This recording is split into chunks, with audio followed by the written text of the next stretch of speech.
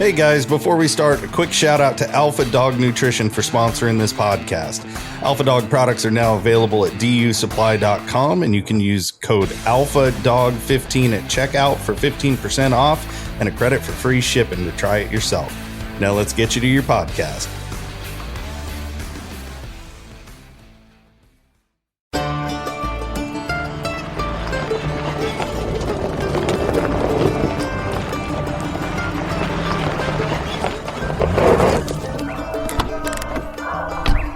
Where's Fielder? He's gone to the dogs.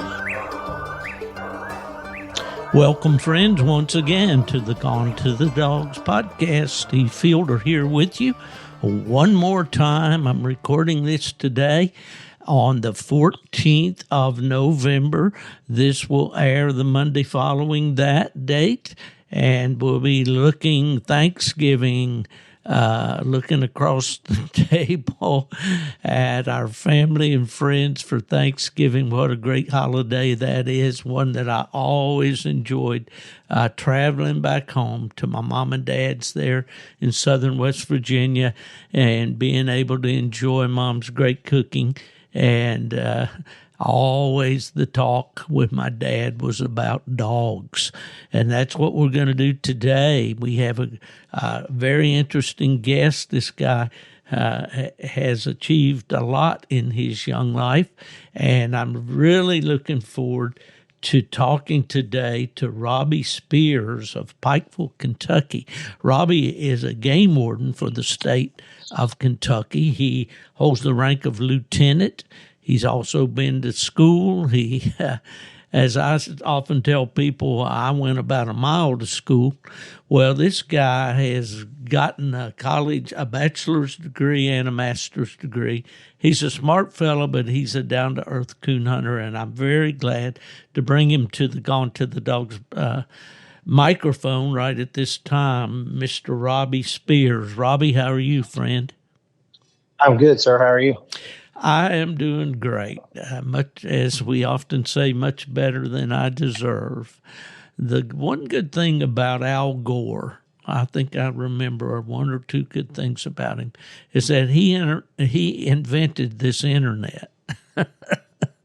And through the internet, at least he says he did, and through the internet, I'm able to meet some interesting people. And I confess that I've kind of followed this guy, and he has a mutual friend that goes way back with me. And I remember the year 1992, and we'll talk about that as we go along. Robbie, you're a coon hunter as well as a game warden. You're a family man. Tell me about your family a little bit. Well, so I'm a family man first, game warden third, and a coon hunter second. I got that out of order, but so I have two kids: Archer, who's 9, Piper, who's 8. Also, my wife Anna, she does not hunt. Now, my two kids, they're some go-getters. Started Archer pretty early. Cool story about him is first coon he ever killed in his life was an albino. I don't know that there's many people that could say that. And my little girl, she's quite a bit smaller, so she's progressed a little slower. But she killed 2 deer this year during our youth season. She's also a coon hunter. And honestly, with her patience, I think she'll end up being my dog trainer. I think my little boy will be the guy that wants to take him to town and try to compete. And she's going to be the patient one that really is the dog trainer behind the scenes for us. Well, that's awesome. And, you know, that the ladies have basically, especially in the realm of bench shows in the coonhound world, have basically just dominated that. And I think the reason why is what you've said here about your daughter. They have the patience, you know. I watch my wife with dogs compared to, you know, I was always from the old school, you know, if it don't fit, get a bigger hammer, you know. But, that's right. Yeah, but Ella's very patient, and the dogs respond to that. They really do. Well, that's great. All right. Well, now you grew up in Pikeville, Kentucky. Is that where you grew up, or is that just your residence now? I grew up near there. I grew up in a little town, Shelbyana. I'm from Greasy Creek. Anybody local will know it, but yeah, it's fairly close to Pikeville. Greasy Creek. Now, boy, that's an East Kentucky sounding name if I ever heard one. That's where my roots are. Yeah, I saw this week, I think it was on Facebook, where someone was quoting an article in Bear Hunting Magazine. I believe it had been written by my former partner in podcasting, the guy that he and I got started in podcasting together, Chris Powell, who still has the Houndsman XP, and they were talking about Devil Anse Hatfield and about him being a bear hunter and having bear hounds and all. And old Devil Anse was my uncle. Everybody. Oh, really? Yeah, everybody going down the road says, I'm Daniel Boone. I'm descended from Daniel Boone or Davy Crockett or whatever. No joke. My mother, the research I did was on my grandfather, Samuel Isom Hatfield. But he and Devil Anse went back to a pair of brothers, Joseph and Jeremiah Hatfield. They were the sons of George Hatfield. And down through the years, my grandfather always said he wasn't related to those feuding Hatfields, but he was. He was. Yes. And so anyway, my roots go back there to eastern Kentucky, too, on my mother's side. So that's kind of cool. When did you start your coon hunting adventures over there? So I don't remember a time, Steve, when I didn't hunt with hounds of some sort. There was beagles was big when I was quite a bit younger, but there was always a tree hound around. And yeah. Then when we started, though, we had black and tans. We didn't know any better yet, Steve. we had to learn that a little later in life. Some would say you started 3 or 4 rungs higher than I did with the plot. That's right. There was a plot guy that I used to read about a lot when I was a kid, and even as a young man, and all. And I knew him quite well, and saw him at several events as I was growing up and all. And his name was Benny Moore, and he was from East McDowell, Kentucky. Do you know where that is? Yes, sir, but they pronounce it McDowell. McDowell. Okay. Yeah, that's in Floyd County. That's in Floyd County. Yes, sir. Floyd County, Kentucky. I got you. Yep. Well, I think that's where my grandfather was born. I think he might have been born in Floyd County. Yep. Not sure. As you and I talked a little bit there earlier, they were from around the Paintsville area. How far would that be from McDowell? That's a pretty good haul through the mountains drive time, but it's probably the way the crow flies 30, 40 miles. I got you. So did you grow up in the country or on the farm? I mean, on a farm or in town, or how'd that work? So the thing about East Kentucky, we don't have farms. We don't have any cornfields, no farming. Grew up in the mountains and coal country to where, your profession in life was more than likely going to be a coal miner or a school teacher, kind of where I grew up. Mm-hmm. Mm-hmm. Well, pretty much that way, too, where I grew up in Beckley, West Virginia, there in the southern part, Raleigh County, coal mining country. It was a hub for a lot of mining towns, pretty much, mostly the South. I still remember when I was about 12 years old and somebody drove me to hunt cornfields, and I seen all these coons sitting up, and I was like, this is the greatest thing ever.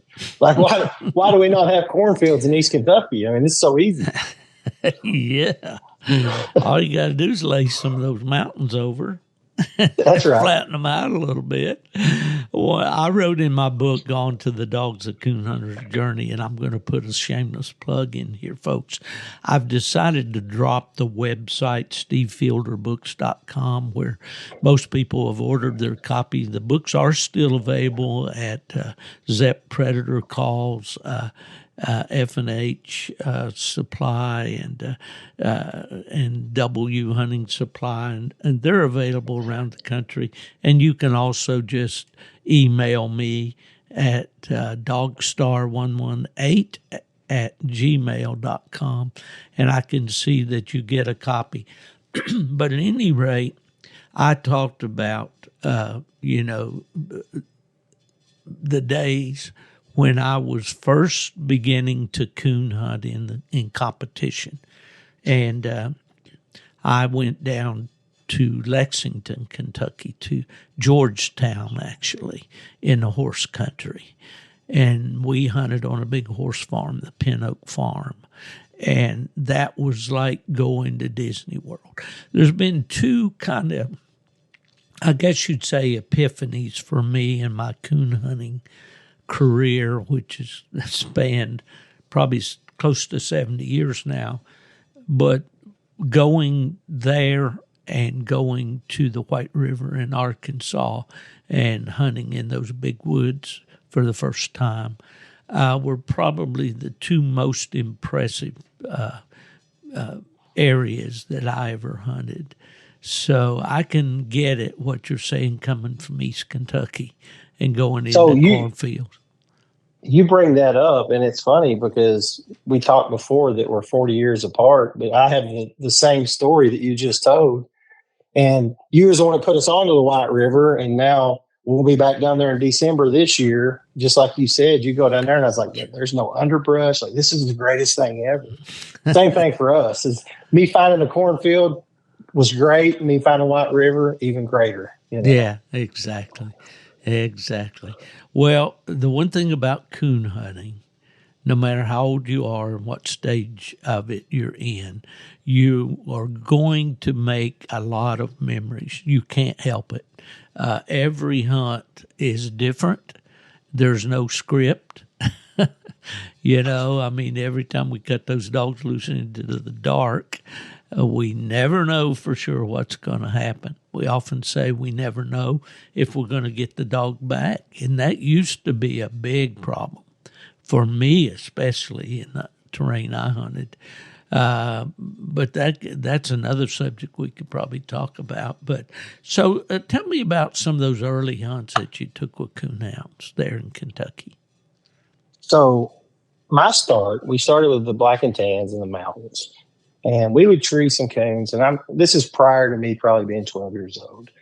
Or we would cut the dog out, and we would basically walk the dog, and we would get as much exercise in as the dog. I mean, we would walk 5 miles and hunt 5 miles. Mm-hmm. And a lot of people will know him. Tim Coleman hunts English dogs. Well, he was my little league baseball coach. And so he has to come start picking me up, take me to practice and helping my family out. And one day he's got coon dogs with him. I didn't even know he coon hunted. And we got started talking about it. And he's like, come and hunt with me sometime. Absolutely. So he comes and picks me up, and I load my black and tan up.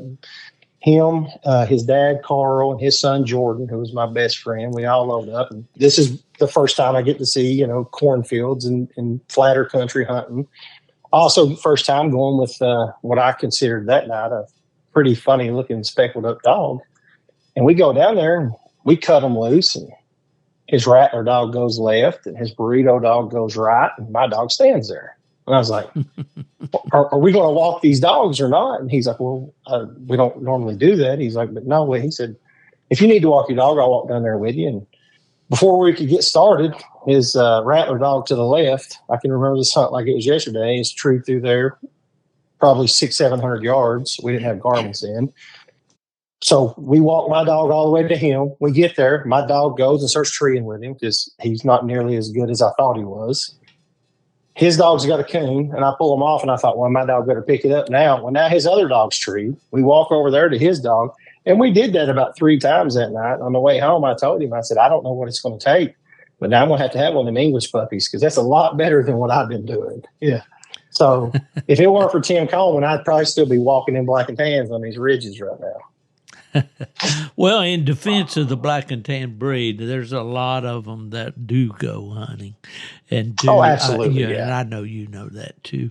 Yes, and right here in East Kentucky is some of the best black and tan. Probably is the best black and tans in the country. Oh, Micah and Flop. Micah, yes. Flop. And Flop, and then Lonnie Tackett, which now listen, I'm gonna be honest with you. I've switched him over to English dogs. So I'm sorry to the black and tan guys. Proselyted him, did you? That's right. He's seen the light. I got you. Well, when I first went to the White River, which I guess Lord willing here, and when this podcast airs, it will be 1 week before we cut dogs loose in a White River for our annual trip. We always go right out after Thanksgiving. But the first year that I went out there, and for several years there in a row, I had a plot dog. Everybody else in camp had black and tans. Nothing more, my buddy, Mr. Fred Sanders, who lived in there south of Memphis, was in his 80s at that point. And I've hunted with a lot of good black dogs, but I've also hunted with a lot of good English dogs over the years, and was fortunate in Michigan to hunt with Larry Wilcox and Hank Horn and some of those fellows. And and then when I moved down to Raleigh, North Carolina with AKC, I met Monk Perry there, and Monk would go out and find good English hounds, and he had some good ones. So there are various ones that I've hunted with over the years. And we mentioned one, and I don't know if we want to get into this. Let's hold this just a minute. But, okay, so did you get an English puppy? Absolutely. He took me home, and Tim had a litter of puppies, and they weren't weaned yet, but he gave me one that night. And then I didn't even realize what he was giving me. Like, I didn't understand the value of that puppy until later in life. And 10 years later, I look back and I was like, why in the world did that man give that to an 11 or 12-year-old boy? But I look back on that, and now I try to pay it forward, find a kid, find some young people. Because he wasn't related to me. He did that out of the goodness of his heart. Mm-hmm. Yeah. Mm-hmm. But he got me started in them, and it went from there. And then I went probably, I would say the next 10 years, and I only hunted English dogs that was out of Tim Coleman's stuff, him and Delbert Bowman. They're breeding. And they were very well. Remember Delbert very, very well from my UKC days. Delbert's getting fired up. I reckon you're going to start seeing him again. Well, awesome. That's great. Yes. That's great. Well, we mentioned before when we were talking about a mutual friend of ours, and a fellow that I guess I knew him beforehand because I knew a lot of the English people back in the day from there, maybe Eastern Kentucky. And, of course, we can talk about Eugene Boyd. We can talk about R.F. Dickey, and we can talk about Hank Horn and a lot of people like that. Mike Rafe was another one I remember. I lived within about 15 miles of Larry Wilcox in Michigan, and Larry and I hunted together quite a bit. And so many of them, but I remember a lot of those dogs. I remember the tap dogs, I remember Emmett Dalton. I remember just a lot of good English dogs. The Woodstock dogs come to mind and all. But there was a fellow that showed up down at Crockett, Texas in 1992 for the UKC World Hunt. That was the first year that we took the World Hunt to Texas. And, the pleading, I guess you'd say, of people like Guy Manning. Guy is not an Englishman, but a well-known coon hunter in the state of Texas, asking for the World Hunt to come to Texas. And it most generally always been in Indiana or maybe Ohio or whatever. And I said, well, why not? There were a lot of coon hunters in that day in the state of Texas. And so we took it to Crockett, to a real nice arena. And I remember that hunt so well. But there's a guy that you know very well, and you say he's a good friend of yours, and his name is Rory Cowell. Yes, sir. What about Rory? So the first couple of times, and I can say this because we're buddies, the first couple of times I met him, I was younger. He was a little bit older. And I thought he was a prick. I thought he was the hatefulest guy ever. I'm like, man, how does anybody even get around this guy? And I look today, and he's on the short list of my best friends. He's just quiet. So he gets taken wrong some because he's kind of a quiet guy. And people will see, they'll read him on Facebook and they'll be like, he's not quiet. Well, if you get around him, he's a fairly quiet guy. But that's when my breeding program took off for me and the dogs that I hunt is when I took that Tim Coleman dogs I've been hunting and I found those big river dogs with Rory. And there's a long story behind how all that happened, where we finally got together and started crossing them dogs. And it really made what I think for me was the perfect dog for what I hunt. And go ahead. Rory's a good friend. He's a hard hunter. Even though he raised his family and he kind of come out of the competition scene for a while, you can guarantee one thing. He's always got a good dog tied up and he's always got one ready to go to hunt. And he's the only man I know that'll skip hunts for 2 years, show up and win English days or world champion English, and then go back in hibernation for 2 years. And you're like, you showed up twice and won, and then you don't come back. So we love him around here. That's awesome. That's awesome. Well, Rory had a dog called Jesse, and he was a blue tick English dog. Do you prefer the blue ones or red ones or the spotted ones? I'm going to be honest, Steve. People say they always told me I was colorblind, and I'll hunt red ones, blue ones, black and white ones, yellow ones, brindle ones. I don't care, just as long as they're English dogs. So I got you. It don't matter to me. I do get on Facebook and make fun of Rory. I tell him I hate blue ones, but in reality, it doesn't matter to me. I got you. Well, as we mentioned, Larry Wilcox, who won the UKC World Hunt, and when I first went to Michigan in 1983, he was hunting the old Cloud dog. He had I'm going to get in trouble here. I can't remember all those dogs. The predecessors to St. Nick, and I can't remember the two dogs. It was a father-son. But they'll come back around here. It always does about an hour after I sign off. But anyway, Larry usually hunted a red tick dog, and then, he shows up with a blue one now and then. And also, I guess that's been the thing about the English breed down through the years, that the color and all that breed standard stuff didn't really resonate with most of the English hunters. They wanted a dog that treated coons and didn't care much about what they looked like. And I applaud them for that. Of course, I've always been a purebred guy. I was not a big fan of crossbreds. I've hunted with some good ones and all, but I just like the idea of purebred dogs and keeping these lines and all the work that people put into them down through the years. I respect that, and I like to preserve that sort of thing. But that's just me. And you mentioned that, but when I was younger, when I first got into English dogs, like it was voodoo to have a black and white one. Like nobody wanted a black and white one. And then Asa Briggs decides he's going to raise Main Street Jack, and he's going to produce just numerous, amazing coon dogs. And now all of a sudden, black and white took over because of what you said, because nobody cared. At that point, it's like, we don't care what color they are as long as we're treating raccoons, Yeah. And that's true. And it's good to have a breed like that, to kind of loosen up the brain. None of us want to breed for color, alone. Breed for ability and hope for looks. Don't breed for looks and hope for ability. That's what I try to live by. I know back in the days when we started the Beagle program with UKC, I remember that was right there, the guy that started it and judged the very first UKC Beagle trial and all that good stuff.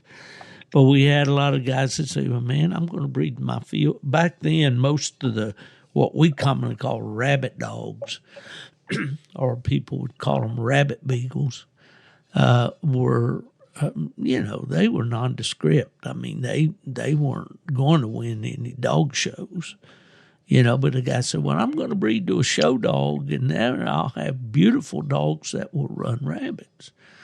And I said, yeah, you might. You might have ugly dogs that won't run a rabbit. That's exactly right. That door swings both ways. All right. So Rory Cowles, Big River Jesse, did you say you had a pup out of him or son? No. I hunted one off his Jesse Lee dog, who was the reserve world champion that actually lost to Larry Wilcox. The year Larry Wilcox won it, Jesse Lee, his Big River Jesse Lee dog, finished second, was a reserve world champion. And that's who when I started breeding to him, I got you. That's when I got the Big River dogs. Yeah, so reaching back to 92, that's quite a ways back. That's 24 years plus 8 more. It's about 32 years ago. So, yeah, I get it. But it was a big day and a real fun night, the night that Jesse won the world hunt there. We had a local guy, somewhere there in Texas. He was going to be the next Garth Brooks. He was a kind of a Garth Brooks style singer, entertainer, wore the little headset and was all over the Civic Center there as he performed, and we had a big show that night, packed that house out while Rory and Jesse were out winning the World Championship title. It's a night I will always remember, and I remember Rory was very, very proud and happy about that. And I think he was, I don't want to quote wrong, I think it was the second English dog to ever do it, and the first one in like 20 years. And I think the Red Rooster dog won it early on, and then there was a huge time. One of the very first years, maybe second or third year there, the Rooster dog won. Kentucky dog. There again. Yeah, and then that huge break, and then Jesse came in and he won it. Marvin. What was Marvin's last name? He handled the dog for Rory. I don't even remember. You don't remember? He doesn't hunt anymore. I know that. I hope he won't be angry with me, but this was so humorous. Yeah. You got this is history, and some of the things that were just funny were not meant to be mean or not meant to be critical of anybody, but I just can't let this one go. We were taking the pictures following the World Hunt, and of course we always went to great lengths to have a nice backdrop. We had special professional lighting so the shadows wouldn't be all over the photos and all of this stuff. And John Miller, who was with UKC then, the son of Fred Miller, the owner, was doing the photography. And we got the dog up there and all. I'm going to get hate mail for this, I know. Anyway, and Marv, the handler, was not smiling for the photo. And John says, smile, man, you just won the world championship. And then the classic reply is, I can't smile, I ain't got no teeth.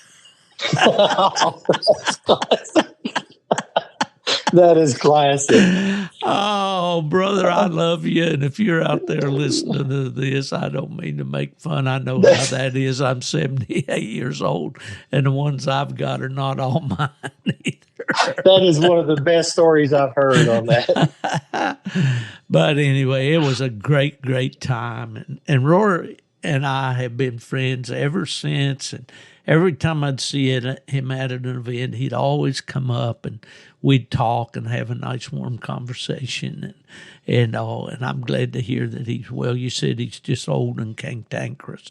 Well, hey, listen, he's earned that, I'm sure he's out there yelling at cattle right now or something. I mean, that's usually what it is when I call. That's cool. Well, let's talk a little bit about your occupation because I think some people say, about the worst thing in the world, or if they describe something that's not comfortable. I should put it that way.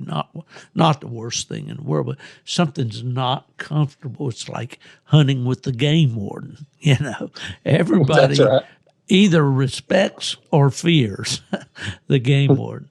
All right, how did you choose that as a profession?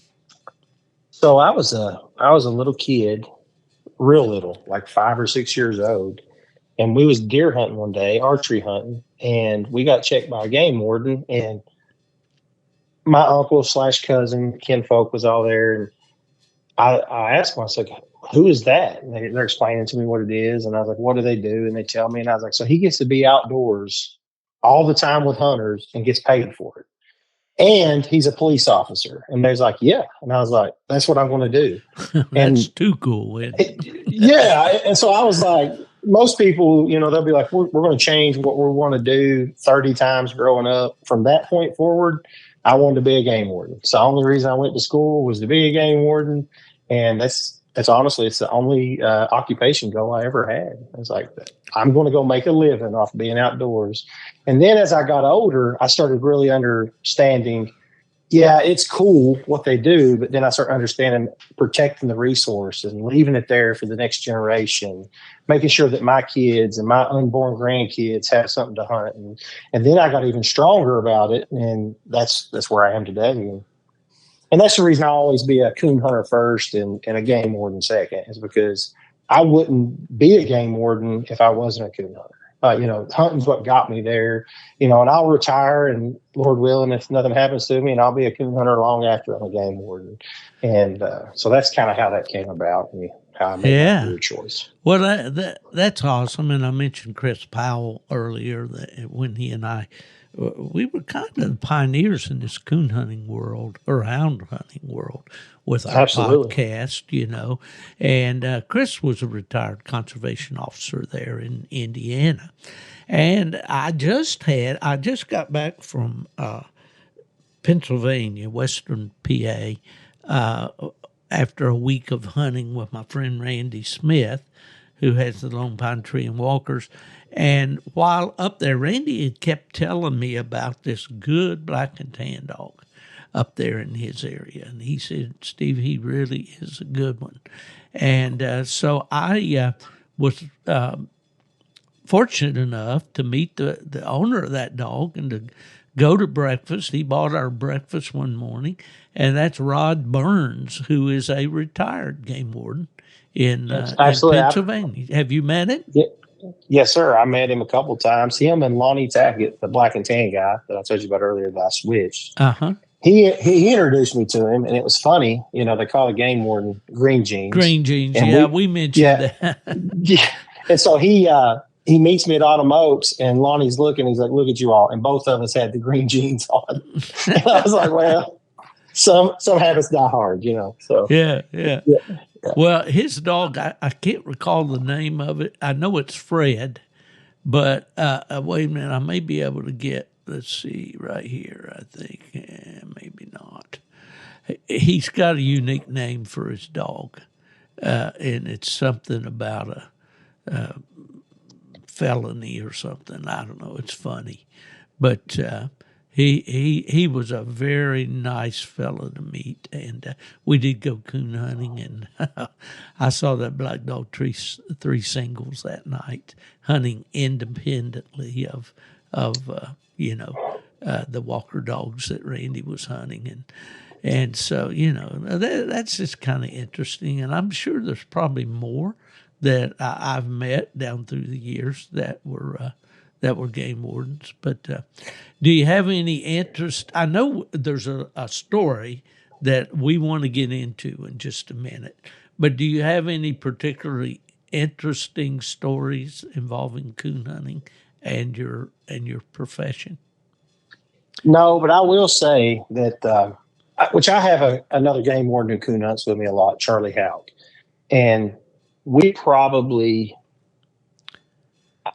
get yelled at more than anybody because we're not going to trespass. We're not going to cross any fences. And so I say yelled at, we don't, but we do a lot of knocking on people's doors. Hey, my dog's tree back here. And a lot of times it won't even be on them, but it's so close. It's like, I can't afford that. So we go and talk to them. And actually my department it's great because our training captain at the time is like, so many people's coming through our academy to be game wardens and don't understand hound hunting at all. And so he called me in and he's like, let's build a program to where like I'm teaching them about coon hunting and rabbit hunting, beagles and such.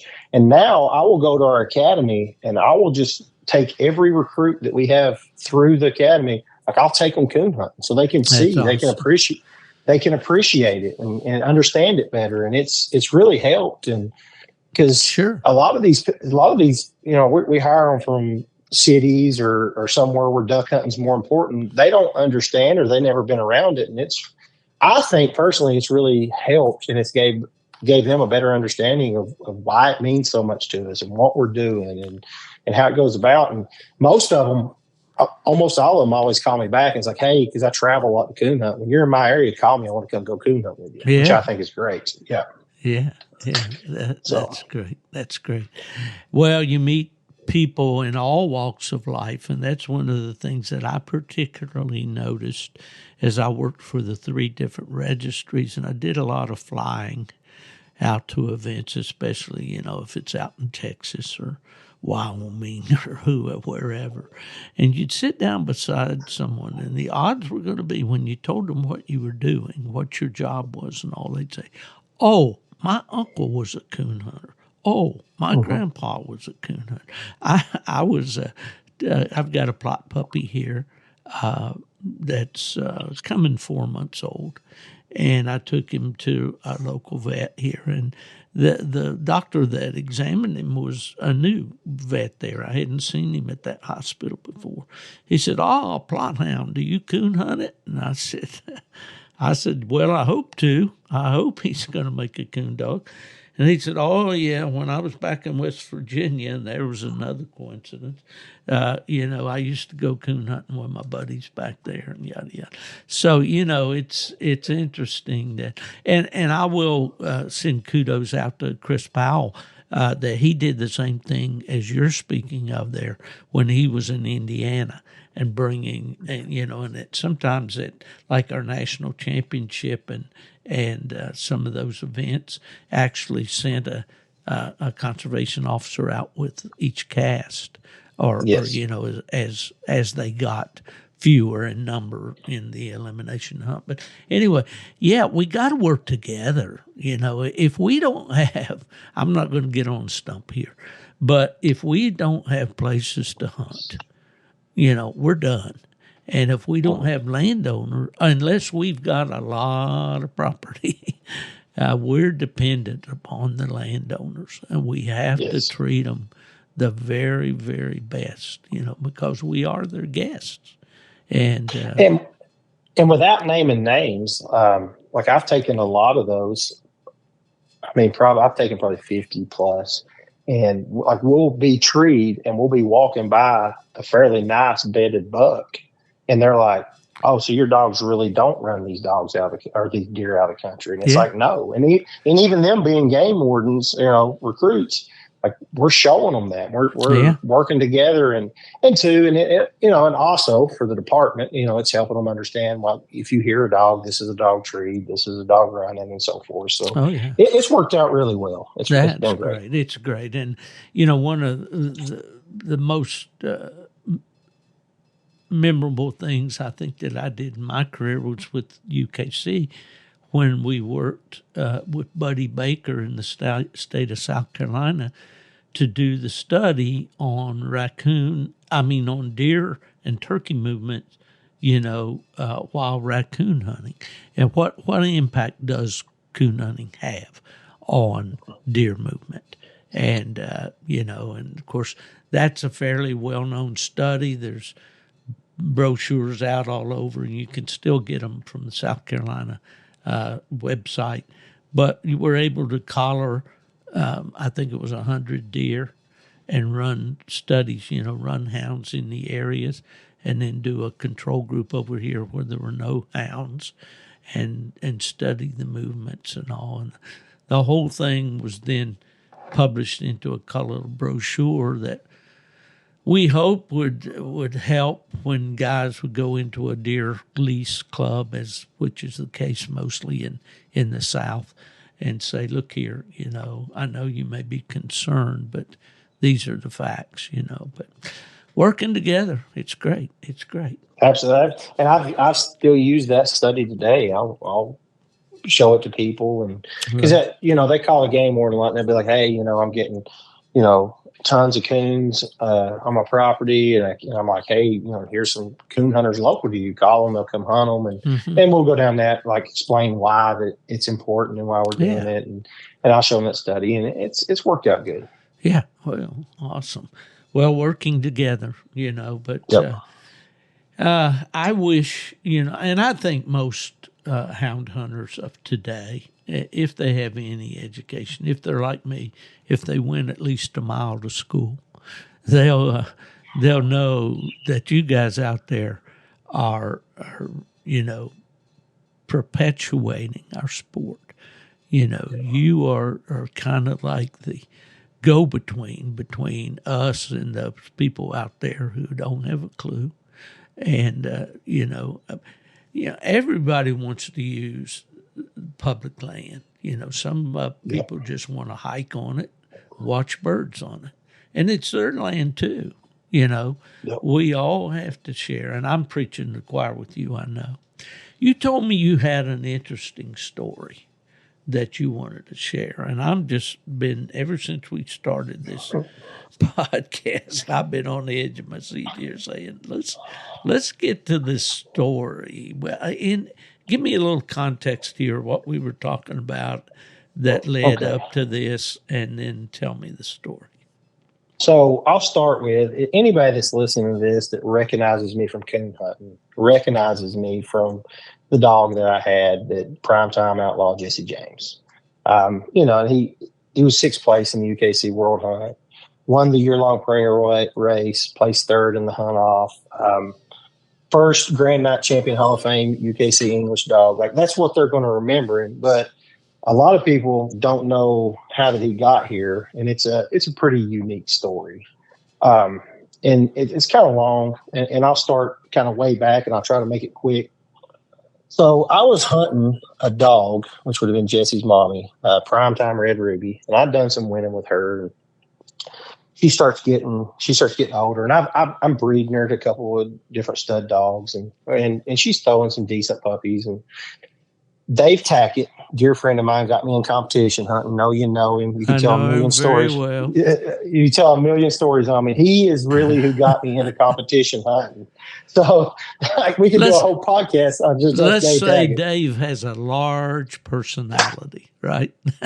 Absolutely. I love him. Oh, yeah. I love Dave dearly. He got me into competition hunting.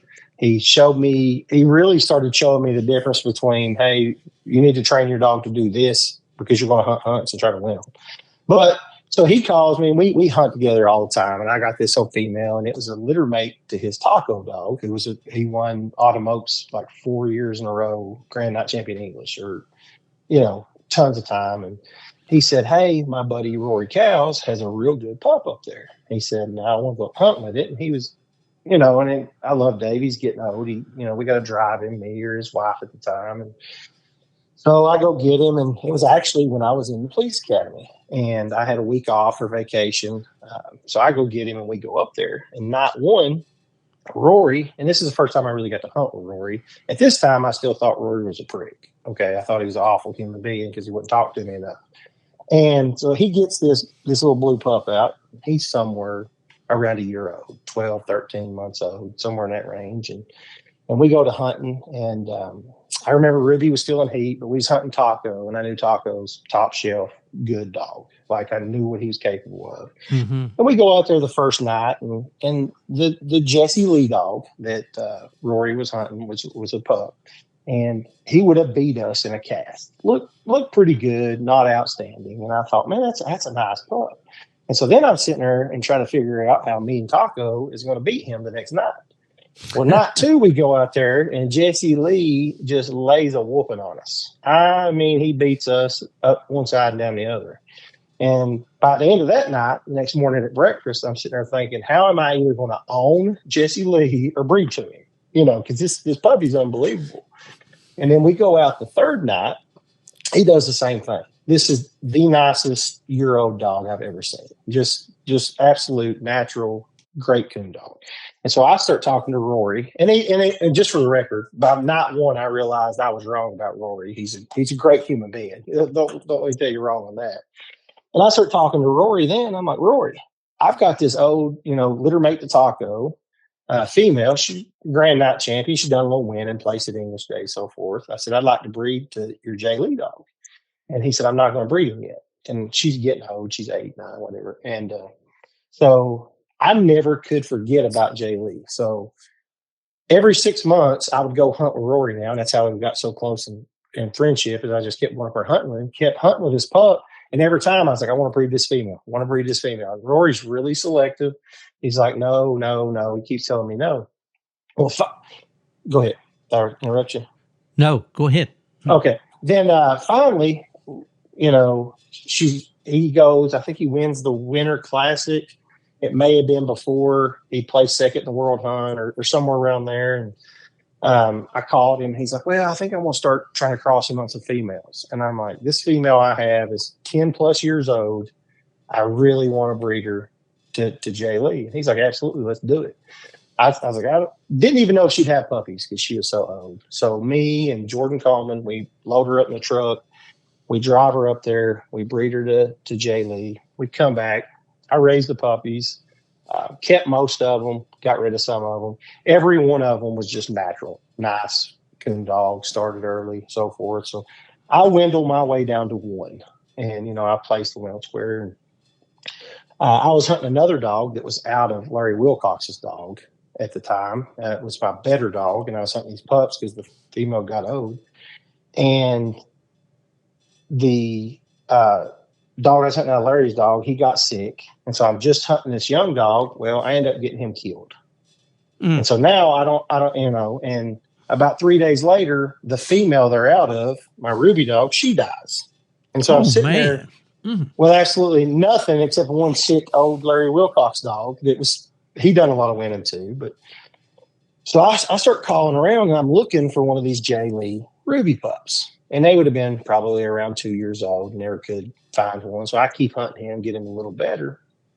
And Lucian Kirk from West Virginia. Don't know if you know him. I never knew him before. I don't know him. I have heard of him. Yes. So he caught. I took the puppies that I didn't keep to Autumn Oaks and sold them. It's like 6 weeks old, 8 weeks old, and come back. And so I'm sitting there and I cannot buy any of these pups. And for me, they're all in like pleasure hunters' hands. And I'm like, will you just let me take it and hunt it in the hunts? And no, we don't want none of that. Well, Lucian Kirk calls me one day and he's like, hey, you're not going to remember me, but I have one of them pups out of your female. And I remember talking to him in Autumn Oaks. And they're 3 years old now at this point. And I'm still looking to try to replace him. He's like, I've never really trained him. Would you want him back? And I'm thinking, why in the world would I want an untrained 3-year-old dog? And he said, well, I do let him run loose with squirrel hounds. And he says he would be the best squirrel dog I had, but he hunts too wide. And I was like, well, what do you want for him? And he said, if you'll give my money back for him, you can have it. We hung up and I thought about it. And I said, I'm not even going to pay that for a 3-year-old unstarted dog. So I called him back and I was like, sir, I can't do that. I said, I'm going to try to buy his brother. So Lucian, he calls me back the next day and he said, if you will just drive over here and get him, you can have him. And so I get over there and they hunted him the night before and he had treed a coon. So he had treed a coon rather than just letting him run loose and, not putting collars on him and so forth. So I load him up. he is so fat he cannot go in the dog box because his wife feeds him biscuits and gravy every day. So we have to and he's a little dog, but we have to back him in the dog box. All right, so I bring kind of him like home. me getting under the truck wheel. That's what, he looked like me exactly. If anybody knows me, so I get him home. And he's just. And I guess where he'd run loose with the squirrel dogs, and Lucian had a grandkids there, and the wife. He was the greatest pet ever. So I get him there home first day, and I've got him there one day, and I was like, I can hunt this dog tonight. He's just friendly as can be. And so I remember this night, Tyler Robinson comes over to hunt with me, and we take him. I still got my Larry Wilcox bred dog. He's getting older, and Tyler brings a really nice dog over, and we cut him loose, and they go up there in front of us and they strike, and Jesse hangs a left, and the other two dogs hang a right. And the other two dogs go over here and get treed. We go to them. Don't remember what they had or nothing. And Jesse, the 3-year-old unstarted dog, is hung on some cliffs barking.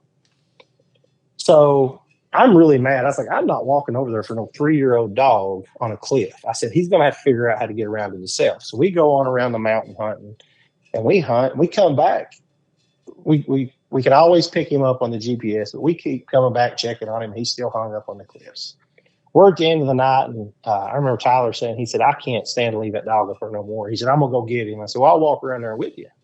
So we walk around through there, and he's way up on top of this cliff, and he hollers at me, and he said, but he's not hung. He's treed. He's got a coon. So we go over there. He's got a coon. I get him down. I thought, man, I've got something here. I've got a really nice project to work on, And of course, everybody I tell that I have a 3-year-old unstarted dog's laughing at me. So we take him off there. And so I start hunting that dog. And I'm telling you, Steve, the next 22 trees in a row he made was possums.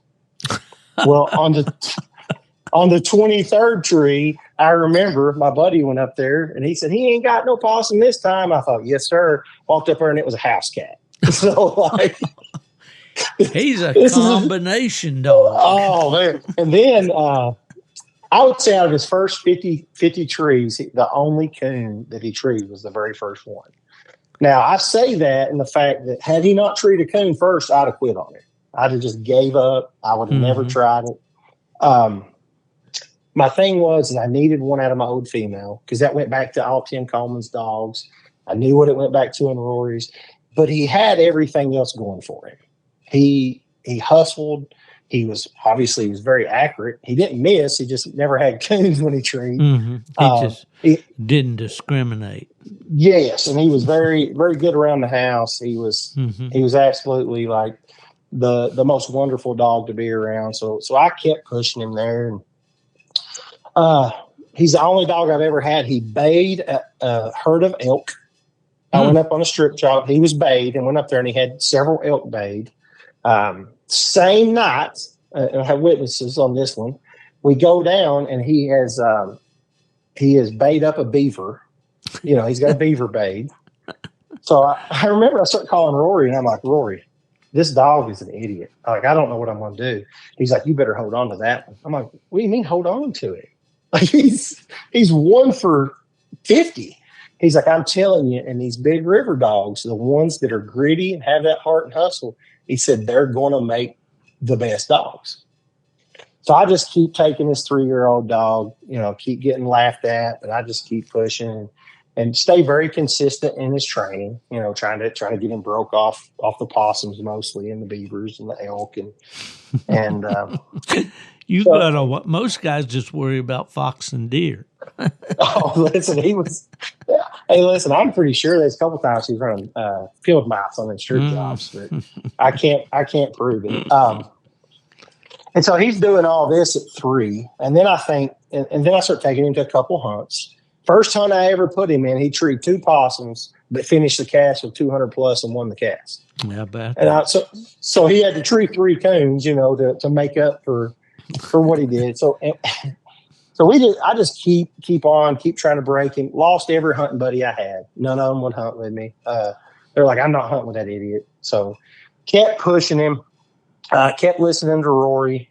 telling me, hey, this is the dog that's going to make it. You just got to keep on.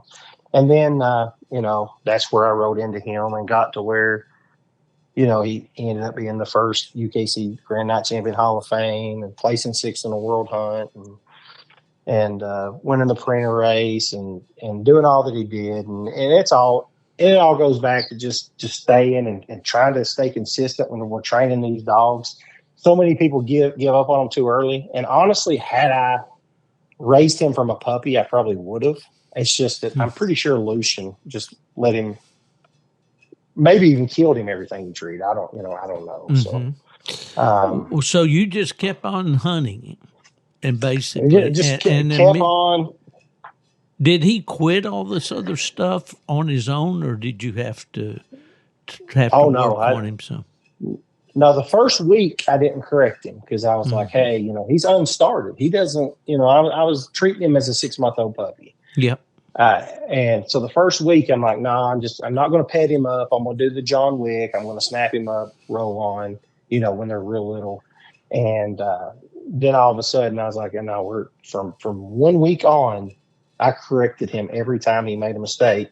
And he was just them big river dogs. They just have that personality that's almost ignorant that you're correcting them, and they take it well, but it takes a while for it to really set in with them, so that's kind of the story of Jesse James. And I took him to his first world hunt he went to. You never guess what he got scratched on. It was a possum. So the 6th place at Marshalltown, Iowa was definitely not his first try. I got you. Well, that it's a story of perseverance, and absolutely a lot of good young dogs or good prospects are abandoned too quickly. This instant gratification society that we live in, where we want instant everything. It doesn't always work with these dogs. But, I've always heard my entire life, and that's getting to be quite a long time, that, the best ones are those kind. Some guys used to say, I want an outlaw. I want a dog that runs deer, runs anything that makes a track.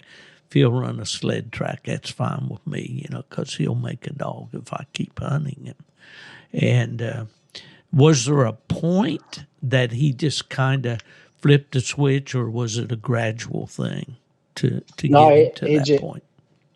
He just flipped a switch. He went, and I just kept on.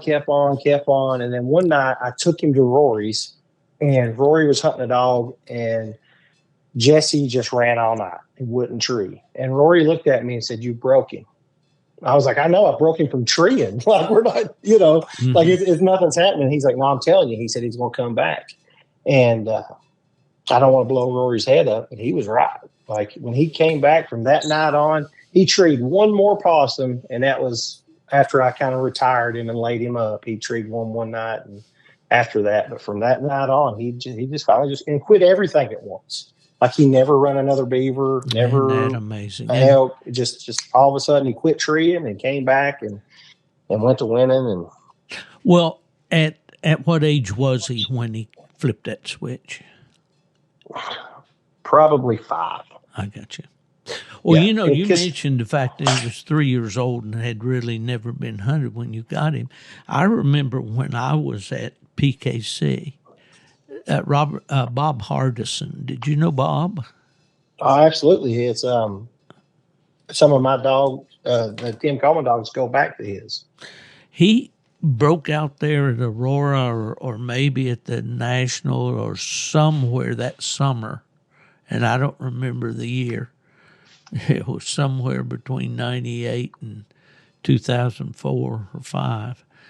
But he had a female that came out of a pen that I believe was 3 years old and had never been hunted. And he was winning a lot with her. And I don't know if you remember that dog or whether you were involved at that time or not. Of course, like I say, this was back around 2000, 2002, something like that. That's when I started kind of hanging out with him. Yeah. Okay. And I don't remember that dog's name, but I know he won quite a bit of money with him. Of course, back in that day, you didn't have these great big purses where a dog can make a lot of money in a short period of time. It was all open event money. You mentioned the Main Street dogs. I remember the Roy dog. I think at one time there, that summer or something, he'd won 70-some casts. Did you ever hear that story? Yeah, absolutely. So I'm probably Stanley was hunting. Yeah, Stanley Nichols. They're probably only an hour and a half from me, so I got a lot of doses of Main Street Roy. So some he beat me pretty good, and then and others I did well. But he was an absolute coon dog. But now he had one after him, and I don't remember his name. Was it Max? I don't remember. I just remember the Roy dog.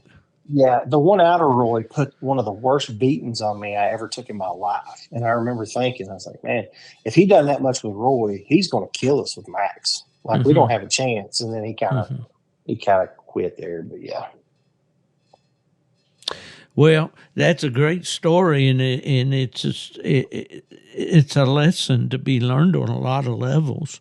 But unfortunately, I mean, and I'm not sure I'm the guy that would have had the patience to stick with that dog that long. What did, besides Rory's coaching and advice, what did you see in the dog that made you hang on that long? So to start with, I wouldn't have been that guy either had I still had any of his siblings or still had his mama. I would have quit long. I only stayed with it because I felt like I had to, because I'd had that same bloodline with Tim. So back to Tim would have been 30-some years that he'd had it. But the things I seen in him that really made me like him, he was super independent. He hustled. No matter what he did, he done it 100 miles an hour. Obviously, he's very accurate. It just sometimes was wrong. Head full of sense. And I say that, and people's like, well, you couldn't break him off possums. You couldn't have been too smart. But yet he would do 35 tricks, down, roll over, sit. Like he was just a great dog to be around.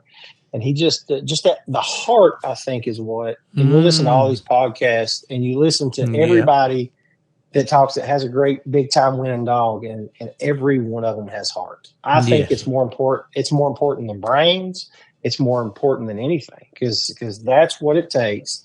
And he's just a dog. Had he been a dog that didn't have heart, I mean, we was pretty hardcore trying to break him. He would have never made it through it.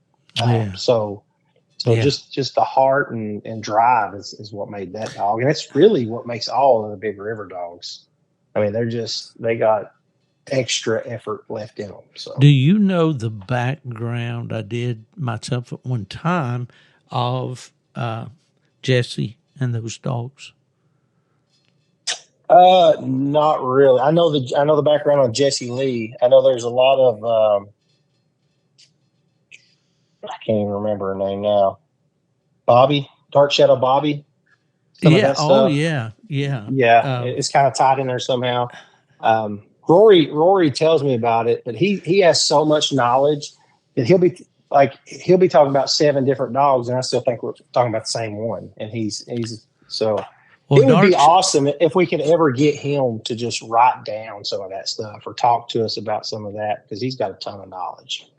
Well, Dark Shadow Bobby was a huge winner back in the day. Yeah.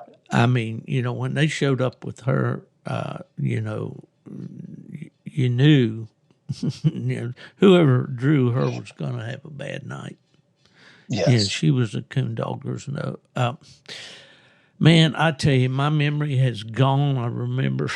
Do you remember the guy that owned Bobby? He and his wife were always at the hunts, and I know him as well as I know my own name, and I can't come up with it right now. Maybe that'll be a good question for me to put on the question of the week. Yeah, but it's I will remember it. I'll be able to message it to you, but I'm in the same boat. I cannot remember his name. Yeah. Yeah, he's a logger. Yeah. Well, I always remember that I never saw him at the hunt without his wife. She was always with him, and Great, great folks. I'm so embarrassed right now. Listen, on your website, and the tagline up here is December the 28th of 2023. You and your son with the symbol of the University of Florida, the mascot. Oh, that's right. Yes. What's that story? We just got that alligator head back like this week. It's just now got it back. Yes. So what's funny is, and I'll try not to throw any guides under the bus because they really helped my boy out. So my boy is very outgoing. He would be closer to Dave Tackett's personality than he is mine. Okay. So we go and we're going to Florida, and I decide, hey, I want to go on an alligator hunt. I want him to do it. You know, I've tried to get him and my daughter both in these hunts. And so we're going to go kill an alligator. And I've budgeted for one alligator in a certain size limit. And so we're going down there and we're hooking them on rod and reel, and you reel them in and they're wore out, and you measure them and you harvest them and so forth. And so we get down there. First cast, we hook an alligator, and we fight it for probably 2 hours, me and him both. So I hook it first. He hooks it in the tail, and we're fighting it, and we can't get it in. So we get this alligator finally to the bank. I'm wore out, and I'm like, this has to be the alligator we kill because I don't know that I have any other energy to fight another one. So we pull it up on the bank, and as we're pulling it out, he's like, sir, this is way out of your price range. He's like, this alligator's huge. And it ends up being, I don't remember exactly, like 9.5 foot long. And I'm he's there a big one. He's a big one. And I'm there to hunt a 6 foot alligator. And so we get it up, and he's like, well, I'm going to call the main guide. Because my little boy, he wants to kill it because it's such a big alligator. And I was like, Archer, we're not going to be able to kill this alligator. You know, that's way out of Dad's price range. But the guy calls the guide, and the main guy says, who is going to shoot it? Is it going to be the dad or the boy? And he asked me, I was like, well, I'm going to let him shoot it. He said, if it's that boy, let him have it for the same price. He said, that is the coolest kid I've ever been around in my life.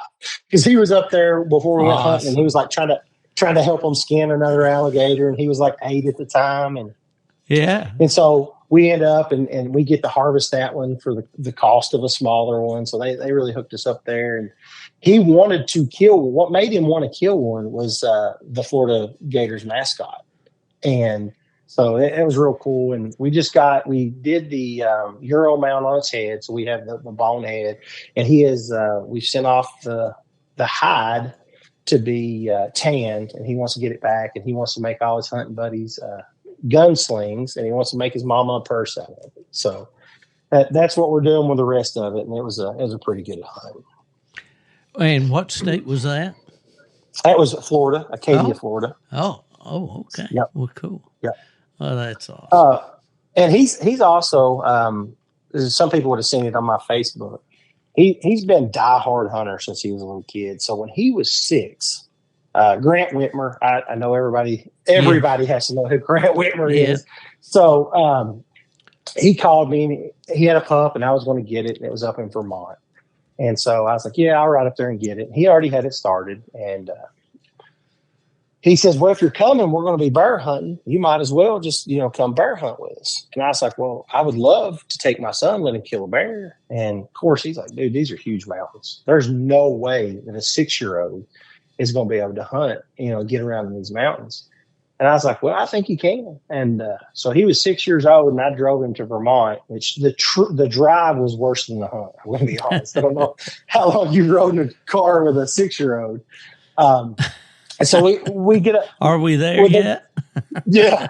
So there's 2 really cool stories in this one. So we get to Vermont, and he's going to go out, and we go out, and we're hunting with Mike and his dogs. They tree a bear. We get down there to him. He's 6. It's like 6 miles to walk to this bear tree in the snow.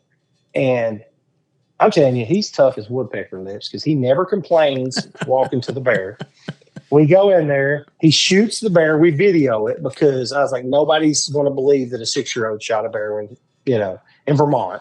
So we video it all. Me and Grant, we drag it out. So we go on bear hunting, and they're going to, we're going to tree some more bears, and there's some other people wanting to kill them. And every time they get treated, he's like, I want to go. And I was like, well, you can't shoot it. And he's like, I don't care. And he just keeps on. And in 2 days, my watch says that little boy walked 25 miles in the mountains chasing bear dogs and never complained one time. But yet we couldn't ride 30 minutes home without him asking over there yet. So, and then we got up there, same thing. They thought Archer was the coolest kid ever. I'm like, he's not. He talks a lot. So, but we get Archer, and he's like, has he ever killed a really big coon? And I was like, no. I mean, our big coons are 16 pounds, and we'll call them 30, but they're really 16. They're not very big. And he said, well, I got a farm up here, up toward the Canadian border that we can go. And he said, we'll kill a giant. And we go up there, and we treat. It ends up being 35 pounds. We weighed it. And in the deep freeze, in the picture, it looks as big as the 200-pound bear is how big it looks. And we go out, and there's a ton of people went with us, and he hangs it up in this pine tree. And I remember this little boy goes, it's snowing. He's barefoot climbing this tree, trying to throw this coon out. And my 6-year-old just thought, he said, this is the coolest thing ever. And I really think that trip is probably what's hooked him for life on being a hound hunter in general. And then, of course, we got the dog. We still got the dog out here, and so that was a pretty cool trip. Yeah. Well, it's the heritage factor, and what happens so much in this day and time, I think, is that we're not passing the sport down to our children the way like my dad did, for instance. I would. No, and I'm guilty of this too, my little boy, he's really good at baseball, and he likes to play other sports, even though he's not the best at them. And we get so wrapped up on, hey, we're going to play a game on Saturday at 8 a.m. that on Friday, I'll even catch myself not taking him hunting. And I'm like, we're not, he's not going to be a professional athlete, or he may, but he's probably not going to be. And we're concentrating so much on this other stuff that we're losing our heritage. And I'm guilty of that. And I've made a more effort to make sure that I take them out trapping with me, or I take them out with, running the dogs. Right. And I think you and Chris said it early on, and I switched the way I think about stuff. If I can even just take a kid or a woman or a teenager or even a young adult hunting, even if they never hunt again, if I can just take them, that when it comes time for them to go vote, that they at least call and say, how do I vote on this? Exactly.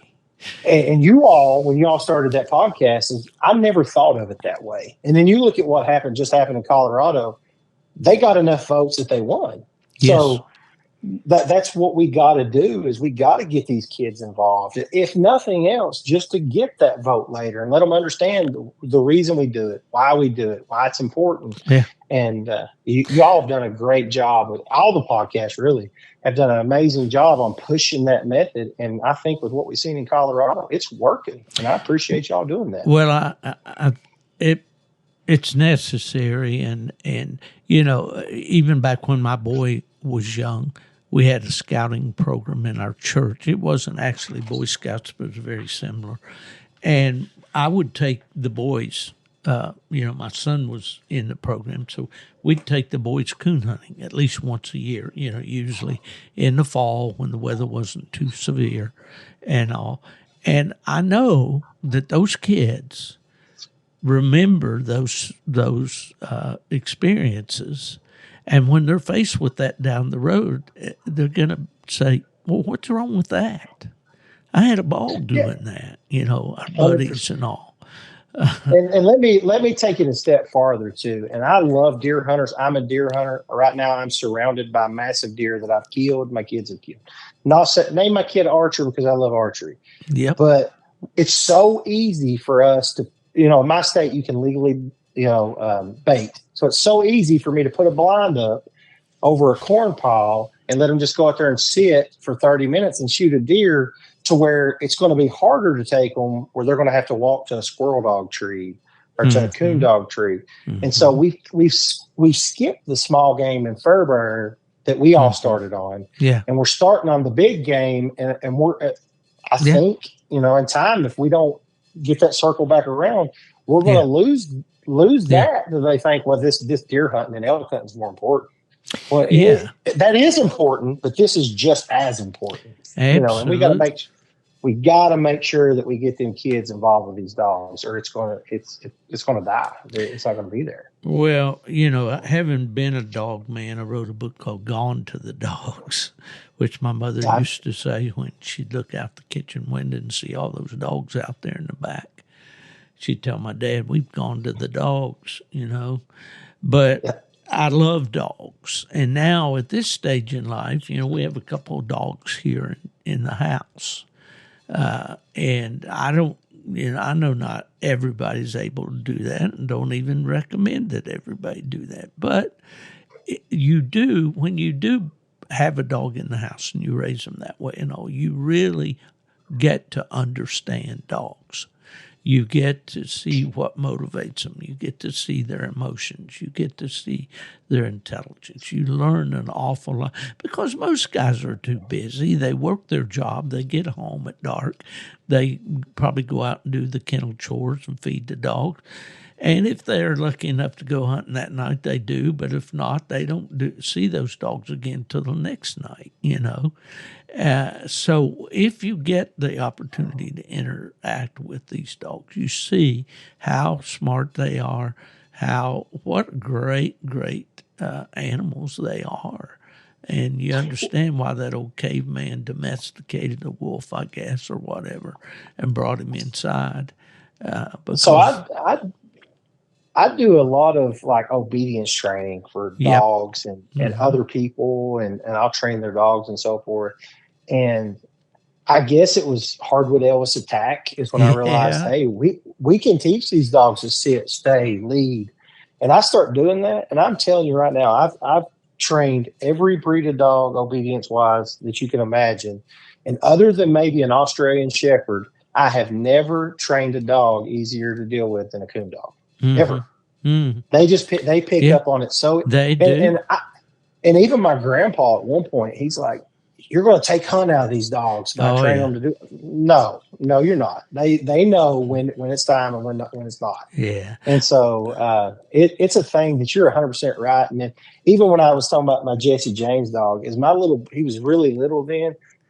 That's all he wanted to do was go out there to Jesse. And so we would go out there and I just turned him loose in the day, and people come up and be like, that dog will go hunting tonight. And I was like, if it's night, I wouldn't turn him loose like that. It's right. Totally different situation. Sure. And people's, we gotta get these kids back involved, and we gotta let them understand. And truthfully, coon dogs I would keep pet dogs because I just love dogs, and then I would have my hunting dogs. And now it's like, well, that's silly. Why am I feeding a dog over here that does nothing? Exactly. And now I realize that it's all the same dog. So yeah, well, bless her heart, that's what my wife said. I showed her a picture of this pup, and he was out of our dog. I've got a partner up in North Carolina. We got a plot together, and this is out of him. And I said, isn't that a pretty puppy, Ellen? She said, yeah. She said, that's a beautiful puppy. Do you want that puppy? And I said, boy, yeah, I'd love to have that puppy, but I don't know if I've got training another one in me or not. She said, boy, if you'll bring him here and let me raise him in the house, you can do whatever you want to on the outside with him. I said, well, I can't pass up a deal like that. And so we're going to go. He's going to get his first trip to the White River here in a couple of weeks. And, I took the cruise dog, the walker dog I had when he was about 3 weeks older than this one, and it worked out good. But I'm going to get him out there in those big woods and let him roam around and let him see what life is like out there. And it's just what I do. It's me. It's something that I've enjoyed my entire life from the time my parents bought me that first little red tick speckled beagle puppy, and I named her Cleo. And I've been a hound dog man ever since. Hey, Robbie, it has been awesome to talk to you today, my friend. I asked you for an hour. I've got you for almost an hour and 20 minutes here. Was there anything that you thought maybe I'd bring up that I didn't, or something's kind of burning a hole in your soul that you'd like to share before we go? No, I had wrote down. The only thing I wrote down was to make sure that I talked about how important it is for us to take the kids, not only hunting, but with hounds. And we covered that, and that's the only thing. So out of all my notes, that's what I wrote. So we covered it. I'm great. I do want to thank you though for everything that you've done for the coon hunting sport and just the White River. You know how easy it would have been for you to never have wrote about the White River Refuge. I would have never experienced it. I would have never heard of it. I don't know. I'm a little bit more selfish than you, Steve. I don't know that I would have told everybody about the White River. I caught some flack from some of the local guys, but the real guys, the real hunters, the ones that matter to me, never have said a word to me about it. But I did get some comments. You're, excuse me, you're talking about this place and too many coon hunters are coming. And my voice is gone, Robbie. It's going. Yeah. But no, when you get something good, you want to share it, or at least I do. I'm not jealous about it. Doesn't belong to me. I saw a T-shirt one time that said, "I'm a public landowner." It belongs to all of us, that beautiful refuge, and it's a place where they'll still let us use ATVs, which I would recommend if you're going to White River, take at least a four-wheeler, if not a side-by-side. We've become an annual thing for us, and we haven't been a bunch. But another way to look at it, you was talking about some hunters, maybe give some hate mail over it. If we don't have coon hunters going down there and buying the license and the permits, that property may not maintain itself. So if you helped it, I'm looking at it from even a game warden perspective. You helped it in the fact that you've gained money for that state to be able to maintain that and keep it up and keep the gates locked and only let you come down a couple weeks a year. So yeah, it's not bad by telling it. I just don't know. I understand. It's so awesome. It's so awesome. I don't know that I would have. I understand fully, and I imagine some of my buddies out there saying, "I wish we wouldn't talk about that so much." But I don't want timber to be the only source of income for that refuge, and they are unfortunately timbering some of it, and I hate to see it. I hate to see those big logs going down the highway, and I know that that's somebody's job and all, and I know they appreciate it, but I just love it. I call it the cathedral. I like to go out there and walk in those big woods, and and we hang a strobe light on our buggy, and we've got a Garmin, and we can go back and find where we parked it.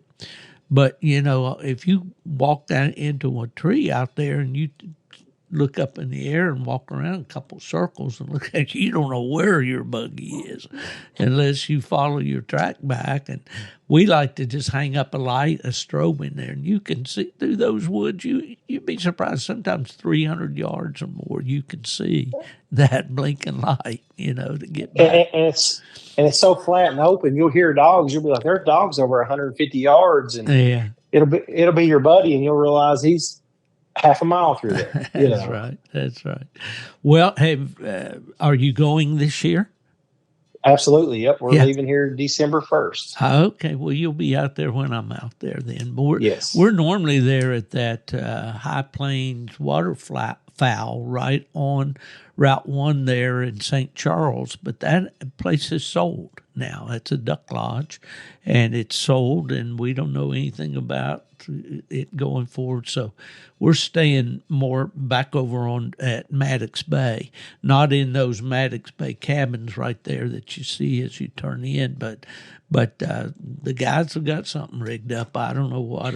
Hopefully it's a roof over my head. We're staying around Maddox Bay as well, and you send up some kind of locating beacon around lunch, and I'll come over and let you feed me. There you go. You need to come on fish fry night. Let me just clue you in. And I understand that this year, for the first year, we're going to have a coon dinner. And I have not had raccoon in a long time.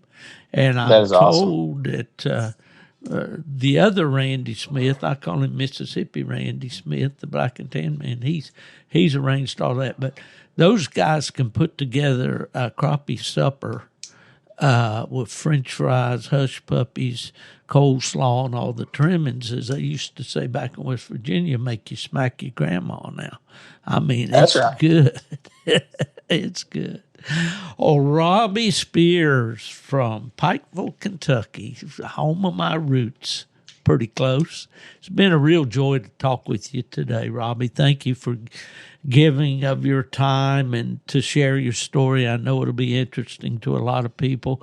I'm really excited to see what the future holds for your kids, and you're certainly raising them upright. And God bless your wife for putting up with you and the kids. And That's right. thank you, friends, for coming on. I really appreciate it. Thank you, sir.